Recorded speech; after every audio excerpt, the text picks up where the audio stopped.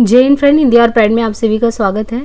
Friends, यहाँ पे हम TGT PGT Hindi practice set लेकर चल रहे हैं और जो हम आज क्वेश्चन करने वाले हैं उसका विषय वस्तु है काव्य शास्त्र। तो काव्य शास्त्र से किस प्रकार के आपके परीक्षाओं में क्वेश्चन बनते हैं उनसे रिलेटेड टॉपिक पे हम बात करने वाले हैं। तो यहाँ पे जो आपको क्वेश्चन कराए जाएंगे वो बिल्कुल वही होंगे जो आपके एग्ज़ाम में क्वेश्चन रिपीट हो सकते हैं, क्योंकि अक्सर आप देखते हैं कि क्वेश्चन रिपीट होते हैं। तो प्रीवियस ईयर का क्वेश्चन का अगर आप बेस बनाते हैं तो इसका बहुत ही ज़्यादा फायदा आपको एग्जाम में देखने को मिलेगा। अब यहाँ पे देखिए, ये पीजीटी परीक्षा 2000 में क्वेश्चन आया है, काव्य संप्रदायों का सही विकास क्रम क्या होगा। तो आपको काव्य संप्रदाय का सही विकास क्रम बताना है। अब ये सारे ही काव्य संप्रदायों के नाम दिए गए हैं: रस संप्रदाय, ध्वनि संप्रदाय, अलंकार संप्रदाय, रीति संप्रदाय, वक्रोक्ति संप्रदाय, औचित्य संप्रदाय। तो इसमें अगर हम देखें क्रमशः तो पहले रस आता है, अलंकार आता है, फिर रीति संप्रदाय आता है, वक्रोक्ति, ध्वनि और औचित्य। इसे संप्रदाय के नाम भी क्रमशः याद हो गए: रस संप्रदाय, अलंकार, रीति संप्रदाय, वक्रोक्ति, ध्वनि और औचित्य। संस्कृत काव्यशास्त्र का इतिहास जो रहा है उसमें भरत मुनि का नाम आता है। तो भरत मुनि 200 ईस्वी पूर्व से प्रारंभ होते हैं और ये जो है रस संप्रदाय के प्रवर्तक माने जाते हैं। कौन? भरत मुनि। और आचार्य भामा को यहाँ पे रस संप्रदाय के प्रवर्तक हो गए कौन? भरत मुनि। और जो आचार्य भामा है ये भारतीय अलंकार, तो भामा को अलंकार के आचार्य के रूप में जानते हैं। इन्होंने अपने ग्रंथ में बौद्ध दार्शनिक सिद्धांतों से अपना परिचय दिया है। इस आधार पर भी इनको 5वीं-6ठी शताब्दी के मध्यकाल का ठहराया जा सकता है। तो लगभग दूसरे के आसपास जो है हम देखते हैं रस संप्रदाय के भरत मुनि को, और 5वीं-6ठी शताब्दी के मध्यकाल के लगभग आप बौद्ध दार्शनिक से प्रेरित आचार्य भामा को देखते हैं जो अलंकार संप्रदाय के जन्मदाता हैं। और संस्कृत के काव्यशास्त्री में जो वामन है, वामन का विशिष्ट स्थान है। वामन को रीति संप्रदाय है, रीति को काव्य की आत्मा इन्होंने माना है वामन ने। और साहित्य जगत में जो रीति संप्रदाय नामक एक नवीन संप्रदाय जो जन्म दिया है वो किसने? वामन ने। आचार्य बलदेव उपाध्याय के मत में वामन का समय लगभग 800 ईस्वी के आसपास है, लेकिन ये बलदेव उपाध्याय कहते हैं। कुंतक जो है, कुंतक काव्यशास्त्र के इतिहास में कुंतक जो है वक्रोक्ति जीवितम के नाम से प्रसिद्ध हैं। उनको 10वीं शताब्दी ईस्वी के अंतिम भाग में रखा जाता है। और जो आनंदवर्धन है, इसमें आनंदवर्धन जो है इनको ध्वनि संप्रदाय का प्रवर्तक और जन्मदाता माना जाता है। इनका समय 9वीं शताब्दी ईस्वी का मध्य भाग सुनिश्चित किया गया है। औचित्य संप्रदाय के प्रवर्तक इनमें से क्षेमेंद्र हैं। औचित्य संप्रदाय, तो कुल टोटल 6 संप्रदाय हो गए। संप्रदाय के प्रवर्तक का नाम, उनका समय, सब कुछ इसमें दे दिया गया है। अब यहाँ पे देखिए, औचित्य को काव्य की आत्मा के रूप में प्रतिष्ठित करने वाले आचार्य इनमें से कौन है? तो अभी हमने ऊपर देखा, आचार्य भामा, भट्टौत, आचार्य क्षेमेंद्र, भट्ट लोलट। तो इसमें देखिए, औचित्य को काव्य की आत्मा के रूप में प्रतिष्ठित करने वाले थे आचार्य क्षेमेंद्र। औचित्य को काव्य की आत्मा के रूप में प्रतिष्ठित करने वाले आचार्य क्षेमेंद्र हैं। आचार्य क्षेमेंद्र ने काव्य में रस को महत्व दिया, यानी काव्य में जो है रस की महत्ता को स्थापित किसने किया है? क्षेमेंद्र ने। क्षेमेंद्र जो कि काव्य की आत्मा के रूप में औचित्य को मानते हैं, उन्होंने रस को महत्व दिया है काव्य में। परंतु उनका विचार है औचित्य के अभाव में जो रस की अनुभूति वो असंभव है। इसी कारण उन्होंने औचित्य को सबसे ज़्यादा महत्व दिया है, काव्य की आत्मा ही मान लिया है।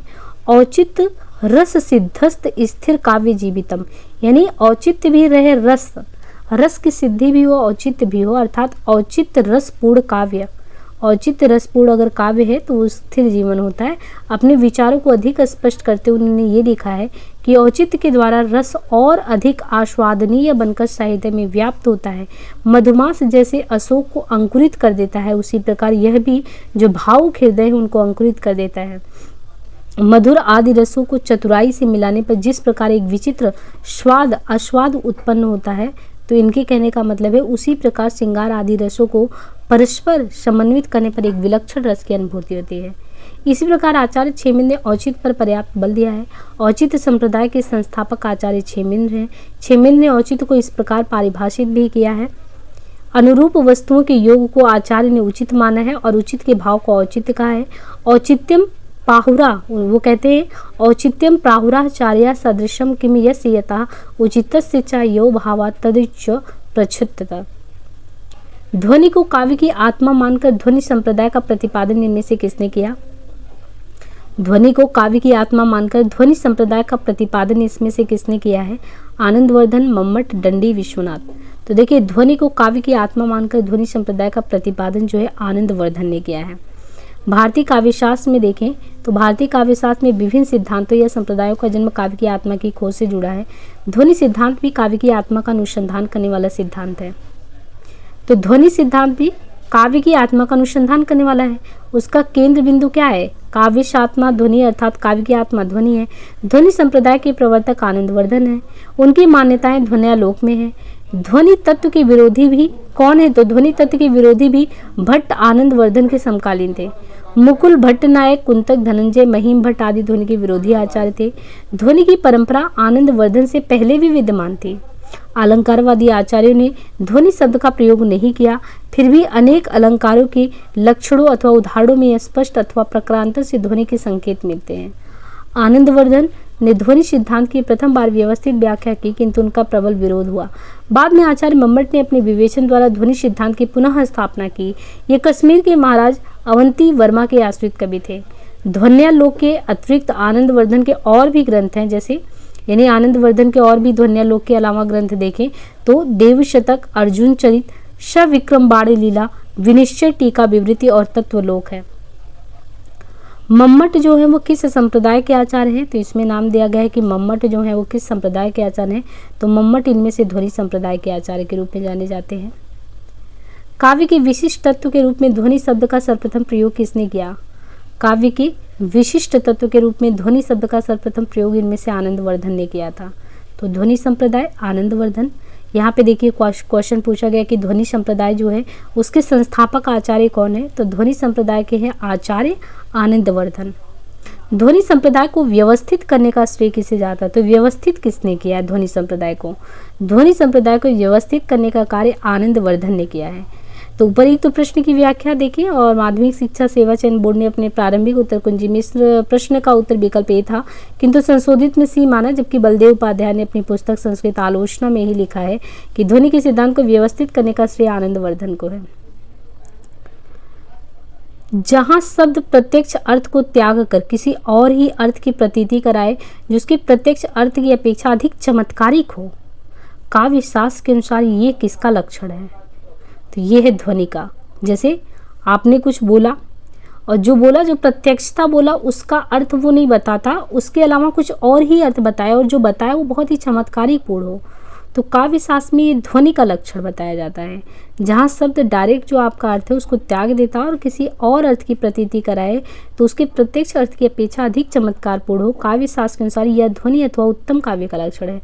ध्वनिकार ने इसकी परिभाषा इस प्रकार लिखी है, जहाँ अर्थ अथवा शब्द स्वयं को और अपने अर्थ को गौड़ बनाकर व्यंग्यार्थ को अभिव्यक्त करता है, विद्वानों के द्वारा यह ध्वनि काव्य है। ध्वन्यालोक का यह खंडन करने वाले व्यक्ति विवेकाकार महिम भट्ट ने इस लक्षण की शब्द योजना में अनेक दोष दिखलाए हैं। अतएव मम्मट ने इसी लक्षण को शब्द भेद से इस प्रकार कहा है। विद्वानों का कहना है कि वाच्य से व्यंग्य के अधिक होने पर ध्वनि नामक उत्तम काव्य होता है। किस आचार्य ने गुणों को रस आश्रित माना है? किस आचार्य ने गुणों को रस आश्रित माना है? तो ये आनंदवर्धन है।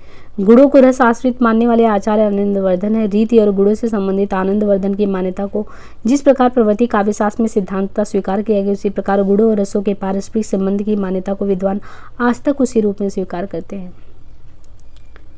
काव्य के अर्थ वैज्ञानिक विवेचन का शुभारंभ किसने किया? काव्य के अर्थ वैज्ञानिक विवेचन का शुभारंभ इसमें से किसने किया? तो वामन ने किया। वामन काव्यांगों में व्यवस्था लाने के लिए सर्वप्रथम प्रयत्न करते दिखाई पड़ते। वामन के अनुसार काव्य के द्रव्य गुण की उत्पत्ति देश विशेष से नहीं, वैदर्भी, गौड़ी, पांचाली रीतियों का विवेचन वह काव्य गुणों की उत्कृष्टता के आधार पर करते हैं। ओज, प्रसाद, माधुर्य, शौकुमार, उदारता, श्लेष, कांति, समता, समाधि और अर्थ व्यक्ति नामक शब्द और अर्थ गुणों से युक्त शैली उत्कृष्टतम होती है और यह एक सार्वभौमिक सत्य वामन प्रस्तुत करते हैं। इसका उदाहरण वैदर्भी रीति परक काव्य है। वामन ने कहा है कि जिस प्रकार रेखाओं में चित्र समा जाता है उसी प्रकार इन रीतियों में काव्य समाविष्ट हो जाता है। वामन ने गुणों को अधिक महत्व देकर एक सीमा तक कवि की चित्रवृत्ति के योग को स्वीकार किया है। अर्थ गुणों में कवि की नूतन कल्पना को समाधि नाम से, रसों की उद्भावना कांति के नाम से तथा अर्थ की प्रौढ़ता ओज नाम से स्वीकार की गई है। जब तक मन स्थिर होता है तब तक पद का रखना और हटाना ही होता रहता है। अलंकारों के विवेचन में भी वामन की दृष्टि में नवीनता मिलती है। वामन के अनुसार यमक के पश्चात सभी शब्दालंकारों को उपमा का ही प्रपंच स्वीकार किया गया है। स्पष्ट है कि काव्य में अर्थ वैज्ञानिक विवेचन का शुभारंभ वामन ने किया है। आचार्य वामन ने काव्य हेतु के स्थान पर किस शब्द का व्यवहार किया है? तो ये है काव्यांग का। बिंब का काम क्या है? बिंब क्या काम करता है? तो बिंब काव्य को सजीव बनाता है। आधुनिक युग में पाठक और आलोचक कविता की सजीवता को अधिक मान्यता देते हैं। मोटे रूप में कहा जा सकता है कि आधुनिक कवि का दृष्टिकोण सौंदर्यवादी की अपेक्षा जीवनवादी ज़्यादा है। यही कारण है कि कविता में बिंब का महत्व बढ़ गया। ऐसा माना जाता है कि बिंब संवेदन से जुड़े होते हैं। उनकी सबसे बड़ी विशेषता इंद्रियता होती है। यही वजह है कि सुंदरता से अधिक सजीवता बिंब का प्रधान गुण है। अलंकार में सजीवता हो सकती है, लेकिन उसके प्रयोग का प्रधान उद्देश्य कविता में सौंदर्य लाना होता है। ठीक उसी प्रकार बिंब में सौंदर्य हो सकता है, लेकिन उसका काम कविता को सजीव बनाना है। बिंब कई प्रकार के होते हैं: दृश्य, श्रव्य, घ्राण, स्पर्श, स्वाद। निम्नलिखित में से कौन भरतमुनि के रससूत्र को एक व्याख्याकार नहीं है?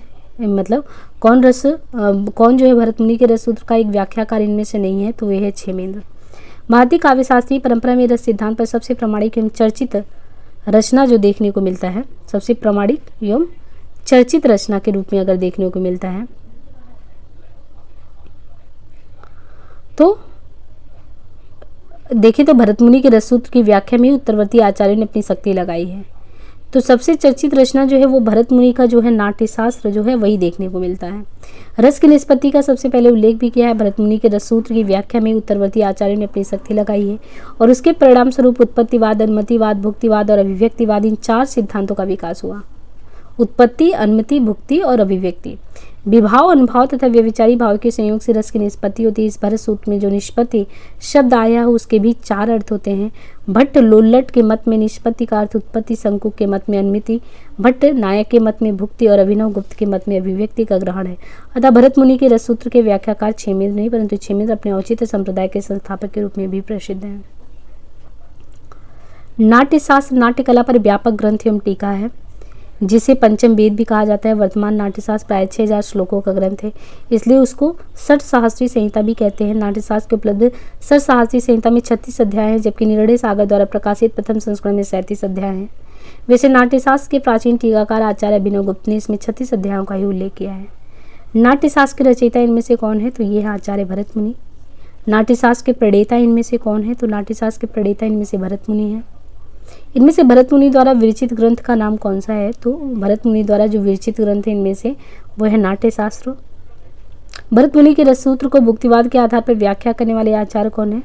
भरतमुनि के रससूत्र को भुक्तिवाद पे भट्ट नायक जो है उन्होंने व्याख्यायित किया था।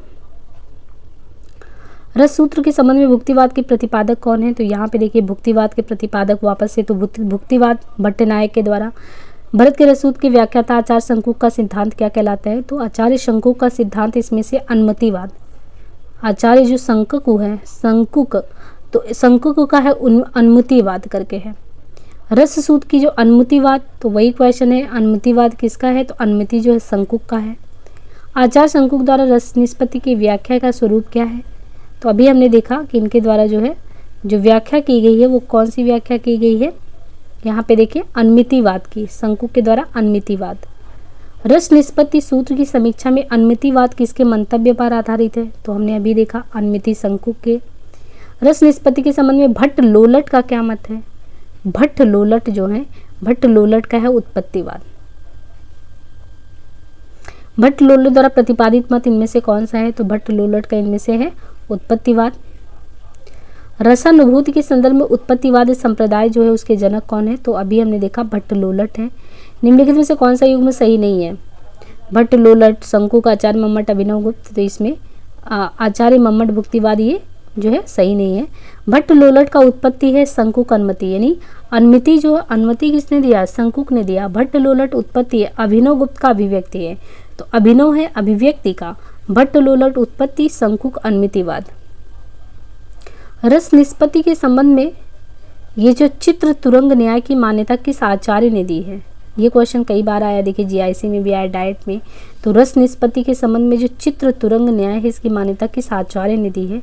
चित्र तुरंग न्याय अनुमिति यानी शंकुक ने दिया है।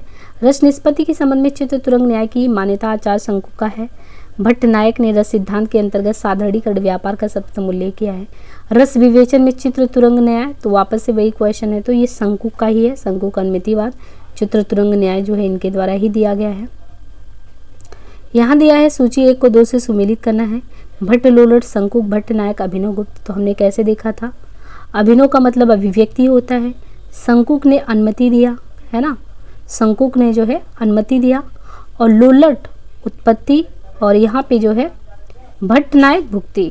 तो यहाँ पे क्रमशः अगर देखें तो लोलट ने क्या किया, भट्ट लोलट उत्पत्ति, शंकुक ने अनुमति दिया, भट्ट लोलट ने उत्पत्ति किया, भट्ट नायक जो है नायक ने भुक्ति और अभिनवगुप्त ने अभिव्यक्ति।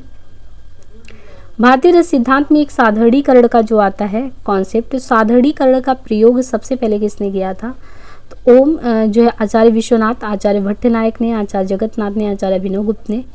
तो यहाँ पे देखिए जो साधारणीकरण का प्रयोग सबसे पहले भट्ट नायक ने किया था। भारतीय रस सिद्धांत में जो साधारणीकरण है, भारतीय रस सिद्धांत में साधारणीकरण का प्रयोग सबसे पहले भट्ट नायक ने किया था। साधारणीकरण शब्द का प्रयोग भट्ट नायक ने रस निष्पत्ति संबंधी भरत सूत्र की व्याख्या के लिए किया था। मतलब इन्होंने किया था कॉन्सेप्ट जो भट्ट नायक का ये रस निष्पत्ति आता है वो भरत सूत्र की व्याख्या के लिए किए थे भट्ट नायक। और उनके अनुसार काव्य और नाटक में अभिधा से भिन्न दूसरी भावकत्व शक्ति अपने व्यापार से विभाव आदि को साधारणीकृत करती है। ध्वनिवादियों ने लक्षण और व्यंजना को स्वीकार करते हुए साधारणीकरण में भावकत्व शक्ति का निषेध किया। भट्ट नायक का जो भुक्तिवाद है वो किस दर्शन पर आधारित है, तो ये है सांख्य दर्शन पे।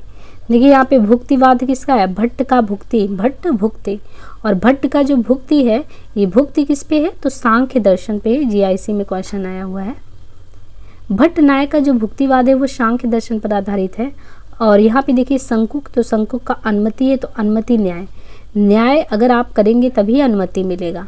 तो शंकुक कहते हैं कि हम कौन से दर्शन को फॉलो करते हैं, न्याय को, न्याय फॉलो करेंगे तभी अनुमति मिलेगा।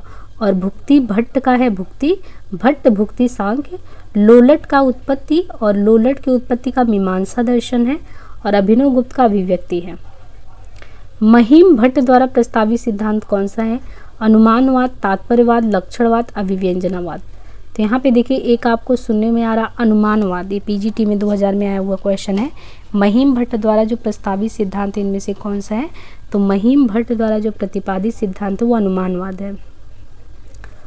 महिम भट्ट ने अपने अनुमान सिद्धांत को प्रतिपादित करते हुए अपने व्यक्ति विवेक नामक कौन सा ग्रंथ का नाम है, तो महिम भट्ट ने अपने अनुमान सिद्धांत को प्रतिपादित करते हुए अपने व्यक्ति विवेक नामक ग्रंथ में ध्वनि सिद्धांत के विरुद्ध लिखा। उनका मानना है कि ध्वनि सिद्धांत की विशाल भवन का जिस व्यंजना के मूलाधार पर निर्माण हुआ वह व्यंजना कोई स्वतंत्र पदार्थ नहीं किंतु पूर्व सिद्ध अनुमान ही है। अनुमान में साधन से साध्य का अनुमान किया जाता है। जैसे पर्वत पर धुआं होने पर वहाँ अग्नि का अनुमान किया जाता है, उसमें पर्वत पर अग्नि होना सिद्ध करने में धुआं ही साधन है अर्थात कारण है, क्योंकि जहाँ धुआं होता है वहाँ अग्नि जरूर होती है। महिम का मानना भी है कि इसी प्रकार जिसे व्यंजक कहा जाता है, जिसके द्वारा व्यंग अर्थ का प्रतीत होना बताया जाता है, वहाँ उसी प्रकार व्यंग्यार्थ की प्रतीति का कारण है। जिस प्रकार धुआं अग्नि के अनुमान का कारण है और जिसे व्यंग्यार्थ कहा जाता है वो उसी प्रकार का अनुमान का विषय जिस प्रकार अग्नि। इस युक्ति के आधार पर महिम भट्ट ने ध्वनिकार द्वारा प्रदर्शित ध्वनि के अनेक उदाहरणों में अनुमान को प्रतिपादित किया है।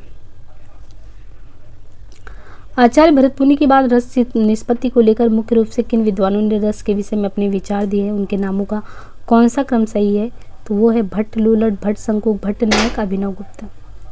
आचार्य भरत मुनि के रस निष्पत्ति को लेकर मुख्य रूप से जिन विद्वानों ने रस को लेकर सही क्रम में अगर उनके अलावा कहा है तो भट्ट लोलट, शंकुक, नायक और अभिनवगुप्त ने क्रमशः जो है अपने विचार दिए हैं। रस निष्पत्ति की विवेचना में भावकत्व और भोजकत्व की कल्पना किस आचार्य ने की। जो रस निष्पत्ति है उसमें भावकत्व और भोजकत्व की कल्पना किस आचार्य ने की है, तो ये की है भट्ट नायक ने। रस निष्पत्ति की विवेचना में भावकत्व और भोजकत्व की कल्पना सांख्य शास्त्रीय आचार्य भट्ट ने किया। विरस प्रक्रिया में भुक्तिवाद को मानते हैं। उन्होंने शब्द की 3 शक्तियां माना है, अभिधा, भावकत्व तथा भोजकत्व। तो यहाँ रस निष्पत्ति की में भावकत्व, भोजकत्व, सांख्य शास्त्री, भट्ट नायक। और भट्ट जो नायक है ये भुक्तिवाद और शब्द की 3 शक्ति माने हैं, अभिधा, भावकत्व और भोजकत्व। रस सिद्धांत की व्याख्या करके सबसे पहले दर्शक की महत्ता किसने स्वीकार की। रस सिद्धांत का व्याख्या किया और सबसे पहले दर्शक की महत्ता को स्वीकार करने वाले हैं अभिनवगुप्त। अभिनवगुप्त ने भट्ट नायक की अनेक मान्यताओं का खंडन करते हुए भी साधारणीकरण को स्वीकार किया, किंतु अब तक रस निष्पत्ति की सभी व्याख्याओं द्वारा काव्य के पाठक या श्रोता के व्यक्तित्व की उपेक्षा होती रही। किसी का भी ध्यान इस तथ्य की ओर नहीं गया कि रस अनुभूति में काव्य वस्तु के अतिरिक्त स्वयं पाठक का भी थोड़ा बहुत योगदान रहता है। अभिनवगुप्त ने इस ओर ध्यान देते हुए अभिव्यक्ति वाद की प्रतिष्ठा की। उनके मतानुसार काव्य स्वादन से पाठक के हृदय में किसी नए तत्व की सृष्टि नहीं होती है। रस को नाट्य तक सीमित रखने का सर्वप्रथम विरोध किसने किया। जो नाटक है, नाटक को रास्य को नाट्य तक जो रस है इसको नाट्य तक सीमित रखने का सबसे पहले विरोध इसमें से किसने किया? भामा, आनंदवर्धन, रुद्रड़, अभिनवगुप्त। तो ये किया था अभिनवगुप्त ने। रस को सिर्फ और सिर्फ नाटक तक सीमित रखने का सबसे पहले विरोध जो है अभिनवगुप्त ने किया था। तो यहाँ पे हमने काव्य शास्त्र संबंधी कुल 36 क्वेश्चन जो इस टॉपिक से थे, संप्रदाय से संबंधित, वो टॉपिक हमने ख़त्म किया। अब जो नेक्स्ट टॉपिक हमारा शुरू होने वाला है वो टॉपिक है काव्य गुण।